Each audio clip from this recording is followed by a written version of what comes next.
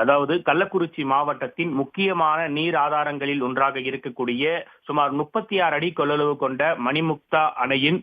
பழைய செக்டர்கள் பழுது காரணமாக தமிழ்நாடு அரசின் சார்பில் சுமார் 20.76 கோடி ரூபாய் ஒதுக்கீடு செய்யப்பட்டு கடந்த மாதம் முதல் செக்டர்கள் பழுது பார்க்கும் பணியானது நடைபெற்று வருகிறது. இந்த நிலையில் மணிமுக்தா அணையின் நீர்பிடிப்பு பகுதிகளில் கடந்த ஒரு வாரமாக பெய்து வரும் தொடர் மழை காரணமாக மணி மற்றும் முக்தா ஆறுகளின் வழியாக அணைக்கு இன்று காலை 7 மணி நிலவரப்படி சுமார் 1500 கன அடி உபரி நீரானது தொடர்ந்து வந்து கொண்டிருக்கிறது.